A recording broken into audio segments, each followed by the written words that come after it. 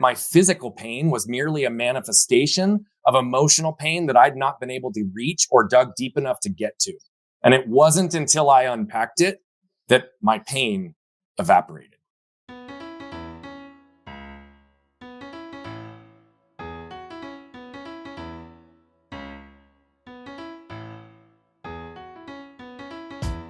"83% of Americans identify as not very happy, which can hold you back and negatively affect your relationships and your business." On this podcast, we discuss the proven steps to happiness so you can restore balance and rekindle your joy.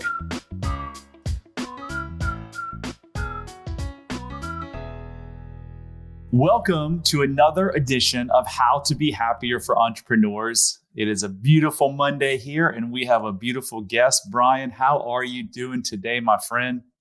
Dude, I'm fantastic. The fact that I get to spend a little bit of time with you on your birthday is like a celebration and a gift in and of itself. So happy birthday. Thanks for having me here with you today. And dude, I'm just so grateful after, I'm pretty sure, wasn't it Dave Falk that connected us, right? Yeah. We've had some awesome conversations. So I'm really looking forward to jumping in with this. Yeah, absolutely. So we'll get to what you do and how many lives you've changed and everything and how your life has changed. But we often like to start out with a hard-hitting question. So you often talk about the importance of raising awareness and lowering judgment, right?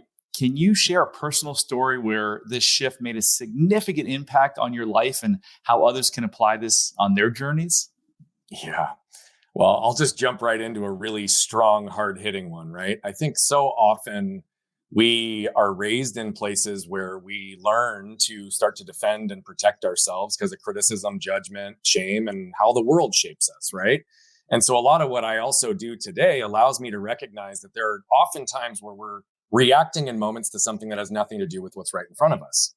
What happens in awareness for a lot of people is they raise their level of self-awareness, but then they become more aware of all the ways that they should just be judging themselves, right? Instead of being able to understand, like, how do we actually tangibly have something that we can start to move through so that we can make a change and make it different. Here's a great example, right? My wife used to say something as simple as this: "Hey, honey, what do you want to do with the kids this weekend?" But my shame and anger filter caused me to hear it this way: "Hey, honey, you're not doing enough to be a good husband and father here recently. So what are you going to do to make up for it this weekend?" Wow. Okay. So in this process of trying to raise my awareness to step into being the best husband and father that I could be, I also had a lot of judgment because what did I actually hear? I felt like I was being challenged. And now all of a sudden, what do I have to do? I have to defend the fact that I'm a good husband and father to my wife when that wasn't even what she asked. So what do? I'd rattle off the 10 things I've done in the last 4 days to show her I'm a good husband and father. Right? And then I'm riddled with shame because I'm sitting here like, man, I'm not doing a good enough job, even though I know I'm a good husband and father. But now I've also reacted and created damage. Okay. Wow. Part of raising awareness in this type of an approach without getting judgment is to start to recognize that the trash from my past is not my fault. It just becomes my responsibility once I become aware of it. Right. And so her attempts to try to bring this to my insights would often be met with defense because I felt it was a place of judgment, when in reality, it was information that I could do something with.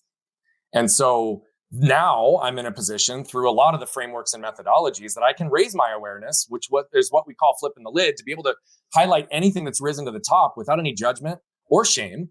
And now if my wife says something to me that triggers me, or I feel that, I can just simply own it in the moment and raise awareness for both of us and say, "Hey, I was just triggered by what you just said, which tells me maybe I didn't hear you correctly. Could you please restate it? And I'll try to hear it through a more neutral lens. And if I'm not capable of doing so, maybe we can pause this conversation and revisit it later so that we don't create any damage." Right? I could judge myself, shame myself for the fact that I'm getting triggered in a moment that's actually completely neutral in front of me. Or I can just own the fact that this is a part of my emotional triggers, behavioral patterns, and environmental conditioning that still in moments causes my cells to react to something that isn't having anything to do with what's in front of me. Right? That's how we can start to escape judgment. So Brian, where did this, this is a simple question, right? What are you doing with what are we going to do with the kids this week? That's a pretty simple question. Where did all this shame and trigger response come from? Yeah, so there's multiple different sources, but I'll give you the highlight reel of some of it. When I was 7, I was run over by a truck and my left arm was torn from my body. Wow. It was reattached and ultimately 24 surgeries. I say that in a really simplified way, but what I also have to pause and just recognize for everybody is it doesn't matter whether it's a big T or a little t trauma. We all have things that happen to us. What's important is we learn to pause and become aware of the lessons we can extract from those situations so we can become intentional moving forward.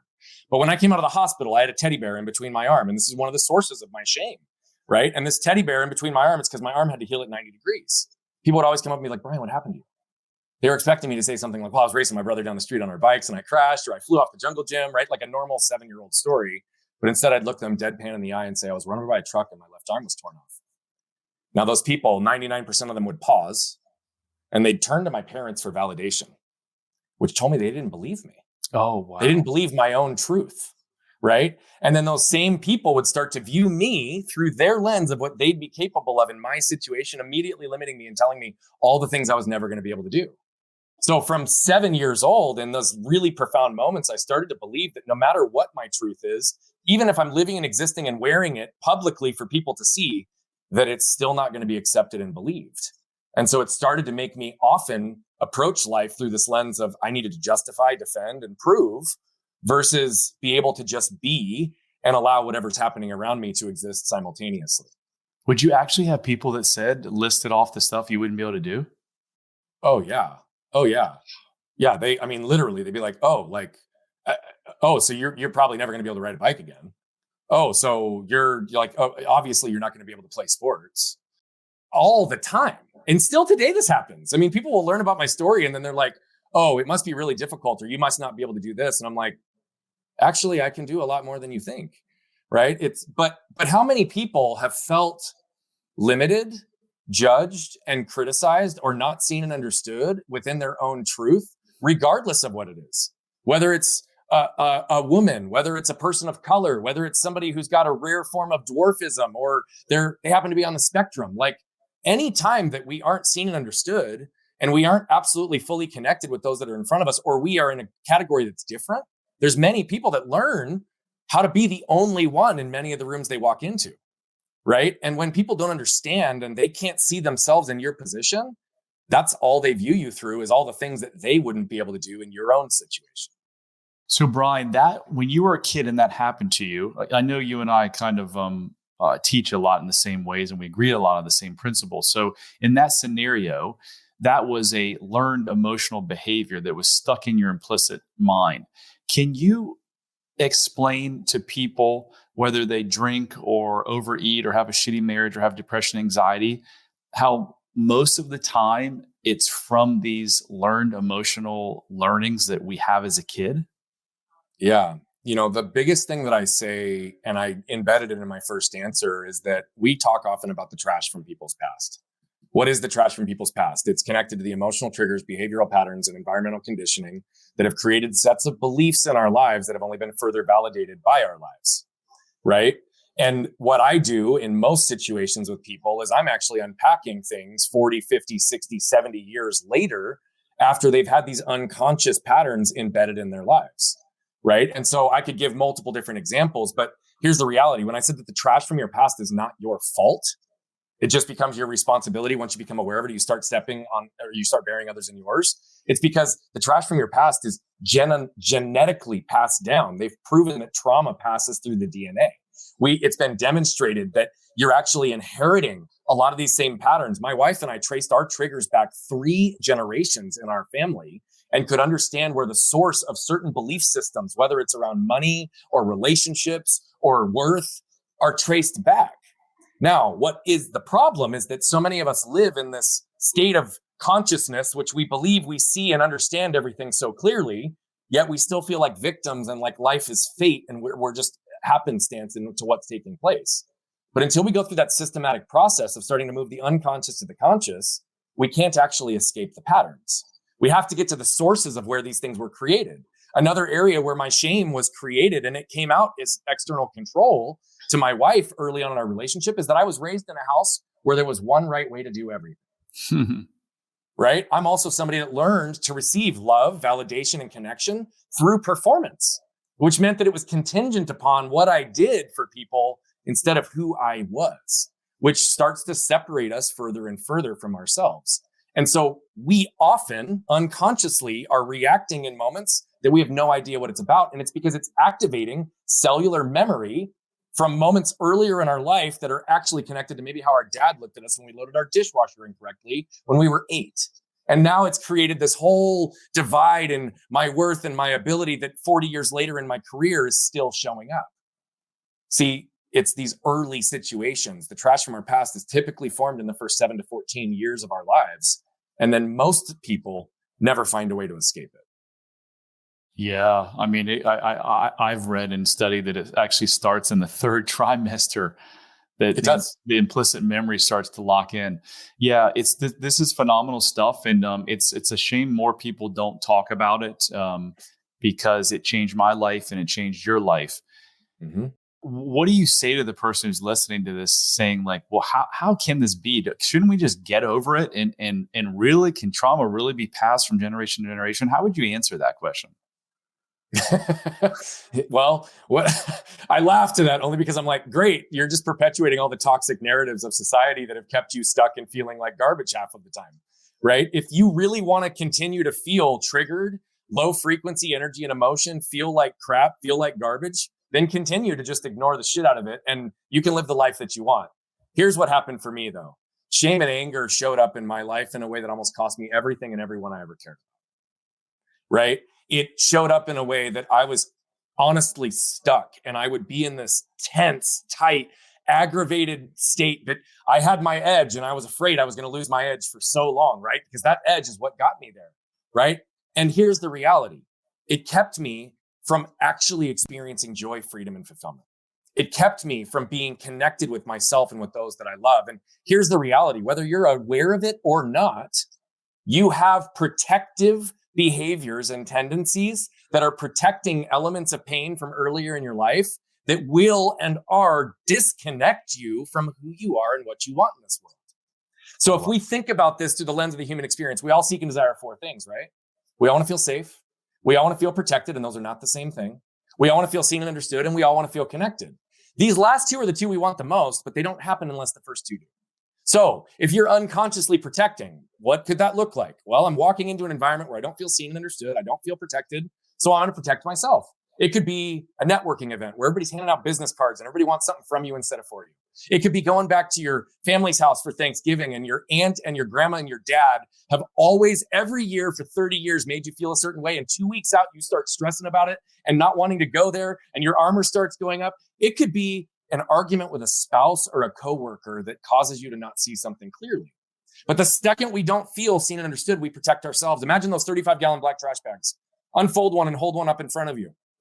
Now I'm going to ask you, who in your life you care most about communicating with and connecting with? Often people, it's a spouse, it's a kid, it's maybe somebody in their business. How could you properly expect anybody to see who you are, what you're willing to do, what you're not willing to do, your heart, your intent, your desire, your soul, your boundaries, delivered through an opaque force field that you probably aren't even sure you're carrying? Oh, and that's assuming that they're not carrying their own level of armor that's going to further dilute the message. The second we protect ourselves, we guarantee we won't get the 2 things we want most, which is to be seen and understood and connected at the deepest level. So if you want to continue to push through and push down, to ignore like the world has told you and just get over it, you're going to live a largely disconnected life and you're going to feel it and experience it for what it is, which is empty. Yeah, I've heard several, I'm friends with several Latino gentlemen, and they're like, yeah, in our culture, we just get over it. And I'm like, no, you don't. No culture just gets over it. What you said, the word protection is so interesting. We see so similar this world and mindset and views, is that every negative thing in anybody's life is an attempt to protect them from something that they think is worse. And that thing that they think is worse, as you know, Brian, is always nothing more than an untruth. It's just like your example. You came up with, I can't tell the truth because no one's going to believe me. Well, that was an untruth. And that dictated and created all of these negative things in your life that almost ruined you. So what we do is we just go show your beautiful brain that this thing that's driving this negative behavior that you've tried forever to change and you can't, it's just nothing more than untruth. And when you show your brain that, it goes ding, ding, ding. This is a mismatch. Okay, I don't have to live this anywhere. I don't have to live under this untruth. And then the negative thing just vanishes. It's that's like, right. Why don't more people... For perspective, go ahead. Sorry, I didn't mean to cut you off on your question, bro. Why don't more people know this and practice this? And, you know, it's all this mumbo jumbo about like, oh, you've got anxiety. Let's just take you through some breathing work or go to meditate or just doesn't work. Or if you just have a good mindset, then everything's gonna be okay. Or if you just find a way to be grateful, then you're gonna be all right. Like, Yeah. now here's the reality. It's because it's perpetuating these messages that just ultimately are surface level. And they're perpetuating messages that are designed in lots of cases by a lot of what I'm going to call coaches and influencers that are trying to create good in the world. But what they're really doing is highlighting scarcity and pain in a way that gets people to lean into their programs and then become dependent on their programs. Because people look for strategy and tactics versus a way to actually escape the same patterns that are happening unconsciously in our lives. There's not healthy models for this in lots of cases. And so this is where it just gets absolutely crushing for me is, again, toxic masculinity. It's connected to this idea of men have to be tough. They can't show emotion. They can't be vulnerable. They can't be real. They can't cry. Well, the reality of it is again, we've got this concept that we call the strong spine and soft front. It's to become the protector and connector, right? And it's the whole idea of it is, look, if I know who I am, what I'm willing to do, what I'm not willing to do, my heart, my soul, my desires, my boundaries, everything else, I can have a strong spine, meaning I can be unwavering in any environment because I don't need to defend anything. Yeah. Which then allows me to lower my armor to open my heart. And when I visualize this, I always think of my wife and my kids. Because if they want to come to me to get consoled or just to have love, leadership, light, or just fun, do they want to come be around dad and put their head down on a metal chest piece of armor? No. No way. They want to feel my meat, my chest, and they want to actually do this. But the world does not teach these things. But here's where it can go. Okay. I used to spend months and years in anger, fear, shame, and complete lockup. Months and years. Like when I say that, it's not an understatement. Then I started to learn about these things and it started to become months and weeks. Then it started to become weeks and days. Then it became days and hours. And today I'm human. So do I still get triggered? Yeah. I had 2 moments this weekend that I got triggered in a moment with my wife. I still get triggered. But here's the difference. I spend minutes and moments in it instead of losing months and years of my life. And if I look at what this can do at a cellular level, just to give some perspective, I lived in physical pain daily for nearly 31 years. Here's the crazy part. I'm a year and 2 months with zero physical pain. And when people ask me, what did you do differently to get your body out of pain? Well, it's the deepest level of healing and congruence I've ever had in my life. But what I know for a fact now is that my physical pain was merely a manifestation of emotional pain that I'd not been able to reach or dug deep enough to get to. And it wasn't until I unpacked it that my pain evaporated. Man, I mean, I was smiling and laughing because you literally could have been talking about me, not the physical pain, but everything else, how I lived in shame and how I needed drugs and alcohol to feel better in social situations. There is a buddy of mine, Mark Mincola, who wrote a book, fabulous book, and it's actually a documentary, but he says the opposite of self-love is self-contempt, and self-contempt breeds dis-ease, your body not being in an ease state, and then dis-ease breeds dis-ease. So you either take care of your problems or the universe and nature will take care of them through drug addiction, alcoholism, or death, eventually cancer, Parkinson's, something. It's going to get you. So you can do the work now, or you and shed the, just get over it. It was something in my past, or you can do the work because you know this, Brian. The only way to heal true mental pain or physical pain is you got to go to the source. You got to go to the source. And so much of this world, like you said, I think you use the terminology surface level, right? Everyone wants to touch around on the surface level. So if you're listening to this and you're like, I wonder if I have some of this stuff from my past and you want to know, I created a quiz for you to take that literally will take you 2.5 minutes. Go to bradchandler.com/quiz. It's going to redirect you to our new website. It's Unlock Limitless You, but it's an easier URL. So just go to bradchandler.com/quiz. And what you said earlier was really interesting. If you have awareness, but you don't know what's driving it, then it's almost like it's even worse. So whether you work with Brian or myself, once you gain the awareness of what is triggering you when your wife says something simple like, hey, what are we doing with the kids? When you figure that out and you go to the source of that and you heal that, it's not just that one area of your life that's going to change. Look at you, Brian. Not only did your marriage get better, your relationship with your kids get better, but this pain that you were living with for years, it's gone. Yep. It's a beautiful thing. And I, we have a framework, and one of our core philosophies that we've been teaching for about a decade is this idea of embracing pain to avoid suffering. Right. And I believe that we all must choose our pain, or our suffering will choose us. And here's the reality. Suffering is when we don't deal with anything, and it starts to perpetuate and build these patterns that start closing us off, shutting us off, and creating these areas where we're blocked and in pain. The reality of it is like we can embrace the pain of doing the work that's necessary to look inside to avoid the suffering of being stuck and lost for the rest of our lives. Right? We can embrace the pain of hitting the gym for 30 minutes a day to avoid the suffering of aches and pains of a sedentary lifestyle. We can embrace the pain of a difficult conversation with a loved one or spouse to avoid the suffering of being stuck in a loveless marriage or being trapped in one when we really want out, right? Like the list goes on. We can embrace the pain of the fit our kids are sure to throw by having them put down their mobile devices at the dinner table to avoid the suffering of years of lost meaningful connection and conversation we won't get back.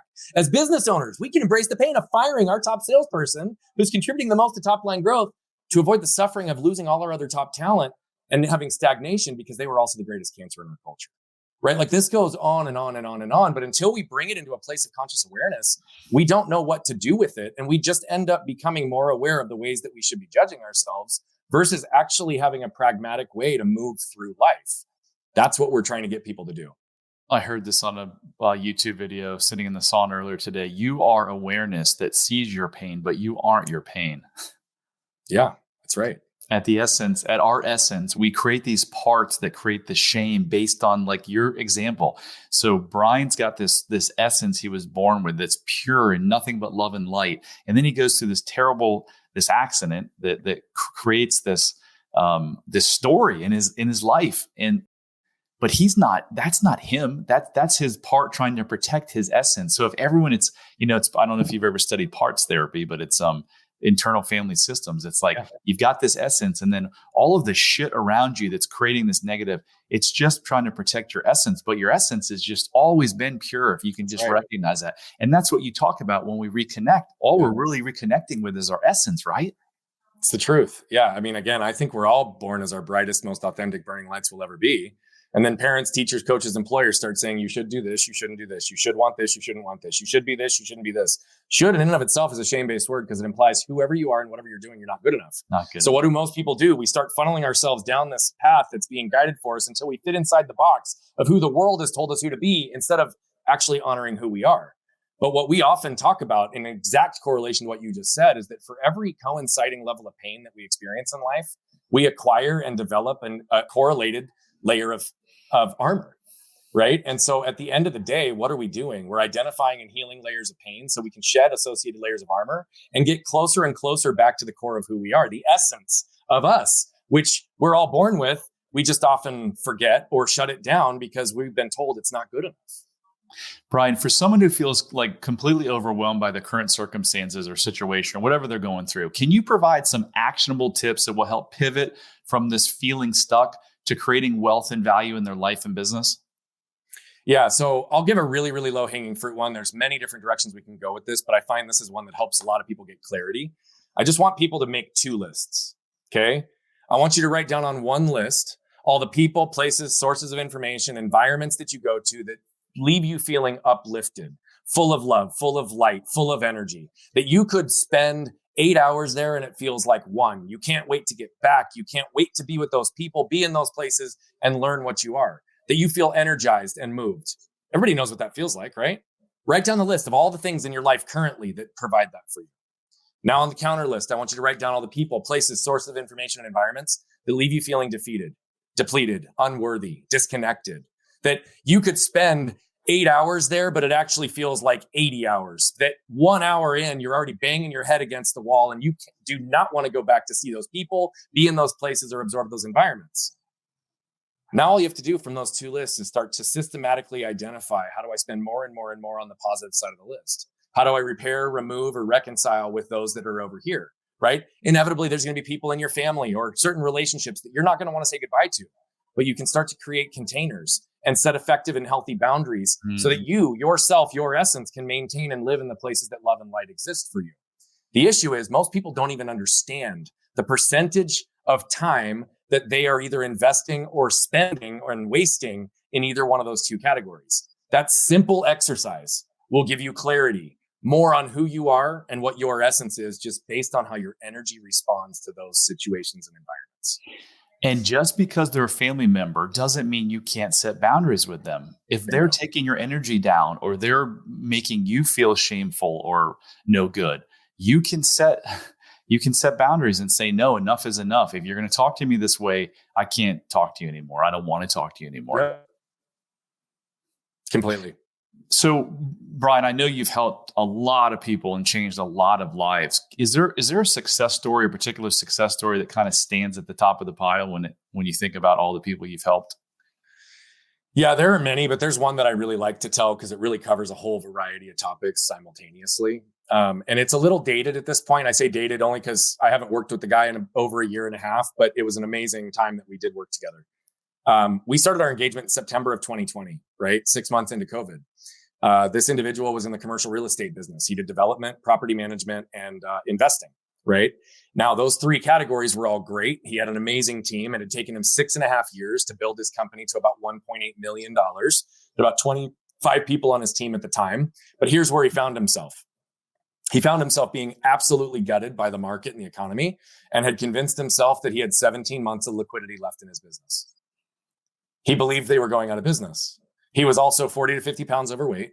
He was drinking excessively. He lived in the same house that he had for the prior 10 years that they thought was only going to be a 2 to 3 year home. And now their little boys are young men and they're all on top of each other and they don't have the space that they need, right? He's unhealthy. And this is a guy that rode his bike from coast to coast in the United States more than once in his youth. Wow. And all of a sudden, he's also feeling completely disconnected from his business because he's on the tail end of a $600,000 settlement where he got completely screwed. And he owed himself over $250,000 that he foregoed to pay and stabilize his team. Whoa. So White hired, and within 2 weeks of working with him, he had communicated to his team that he had 17 months of liquidity left and that they all needed to start looking for other jobs. Oh, Lord. Okay? Because he cared about it. That would make a good culture. Right? But what did he do? He's like, I'm going to do everything I can to ensure that all this takes place. In the following 3 months, we did a lot of deep work. We unpacked and we got to the source of his shame, which had to do with a dynamic of relationship between his brother and his father that showed up with any male figures in his life that represented or resembled either of those two, which would cause him to immediately shrink, not actually ask for what he's worth, which would affect their fundraising. It would affect their deal structures. It would affect their flow into their business. And he was a control freak because he felt like he'd been abandoned so many times that he held on to everything. Okay, let me just give you the rundown of where this went. 15 months later, I remind you, it took him 6.5 years to generate $1.8 million of revenue, and he thought he was going out of business. 15 months later, this was the result. They had added over $2 million of growth to their business. They completed 2 8-figure fundraising rounds to close on 2 deals that they had never done. They did them back to back within 30 days. He netted over $600,000 himself in that last year. On top of that, he added raises, added new lines of benefits to his teams. He started working out again and riding his bike about 100 to 125 miles a week. I don't know where these balloons and I don't either. Isn't that amazing?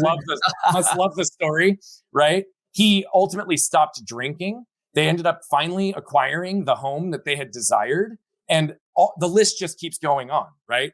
Like his entire life and ecosystem changed. And in the last 2 years, since the time that we worked with them, their business has doubled yet again.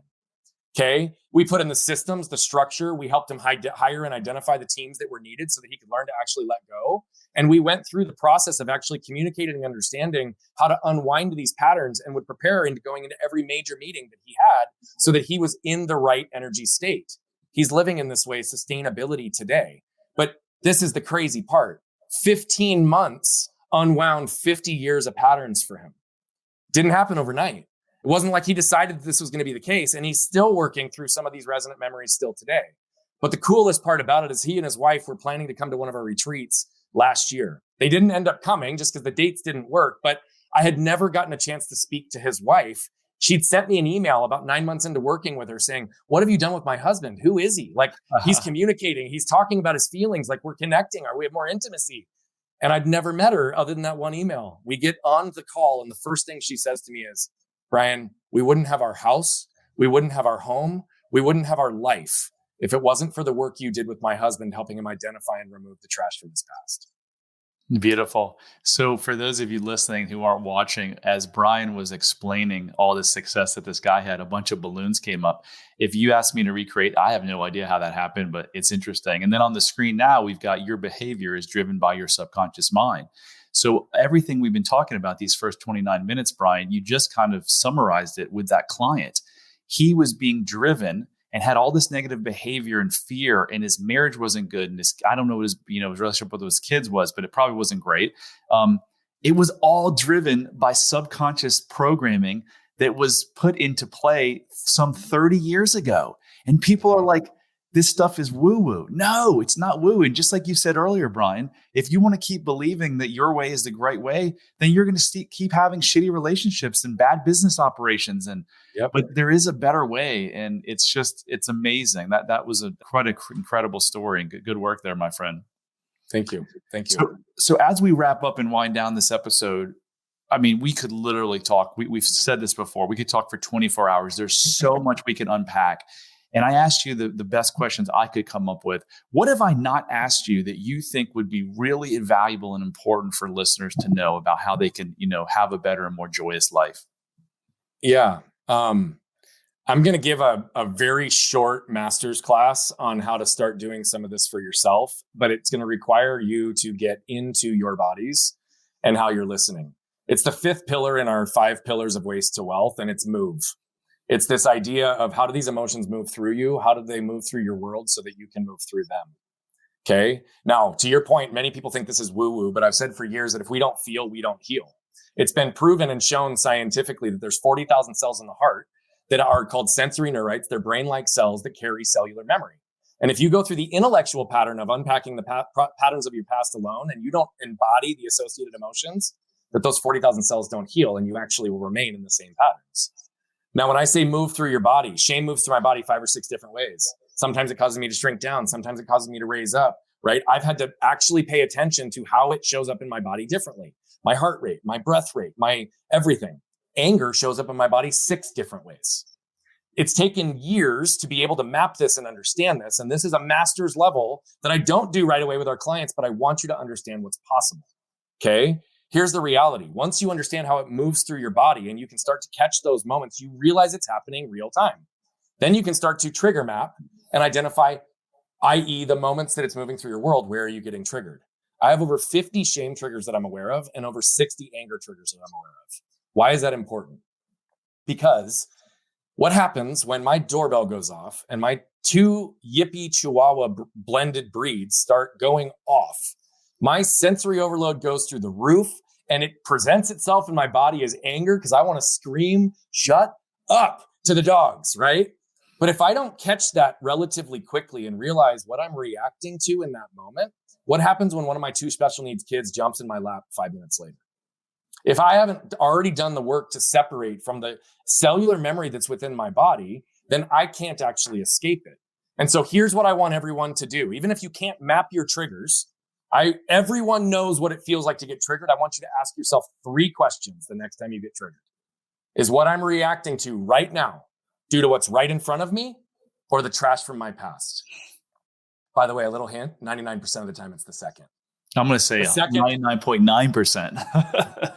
I was trying to give a little bit of margin for those that aren't going to believe, but I'm almost there to say 100% most of the time. Yeah. Here's the thing. Second question is, what am I protecting right now?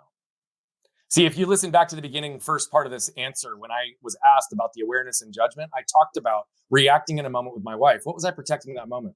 I was protecting the fact that I care a lot about being a good husband and father, and I felt like that was being challenged externally.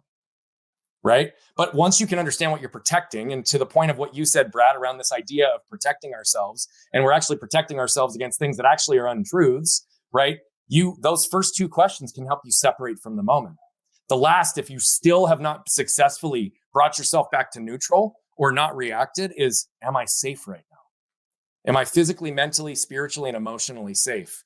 Most situations in this world, the answer to that question is going to be yes. And so if you can answer yes, I am safe, objectively and non-judgmentally, then you can allow yourself to center, let that energy leave, take a breath and let it go, and be present in the current moment.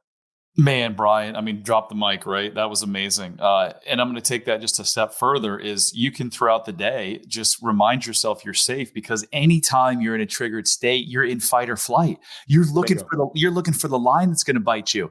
And so all you have to do is literally just ground yourself, take a couple deep breaths and say, I'm safe. I'm safe. I'm safe. Whether it's you're in a conflict with your wife and she says something and you like shut down, like I've gotten a lot better, but I still struggle with it. I just have to tell myself, it's okay. I'm safe, because your brain is saying there's danger here. You better not talk. Because if you talk, you might get love taken from you. And if you get love taken from you and your child, that could result in death. So this is all about deeper than the brain though, Chad. I gotta take this just further, because what you just said also just put me here. This is a direct correlation to our nervous systems and its whole purpose for existence. Our nervous systems are in place to anticipate threat and risk and keep us safe, right? And it is a reactionary cellular thing that's visceral, and fight, flight, fawn, or freeze are states of survival. Now, here's the reality. 100 years ago, if you cut your leg, you could die. That's not the reality in most places in the world today. And our nervous systems are actually reacting to things that are not real. They're perceived. Yeah. And so it's time for us to update our operating systems and realize that it's not just a brain function. It's actually a nervous system function that connects our brains, our hearts, and our spirits and puts it into motion, because that is ultimately what's going to happen. And I want everyone to remember this. Even if it's a reaction that you feel like is visceral and you cannot control, if it's not in alignment with your real intent and who you are, remember this. The world will never judge you based on your intent. The world will always judge you based on your actions, many of which are rooted in reactions. So do you want to be judged based on what's real and true, or judged based on what's conditioned and untrue? I guess the choice becomes yours. Love it. Love it. Brian, thank you so much. That was some powerful stuff, man. I know you do great work in this world, and just continue to do it. Man, I'm grateful to be here with you, and even more grateful to be able to spend some time on your birthday with you to celebrate everything that's celebratable, my friend. You deserve all the goodness in the world, and thanks for having me on today.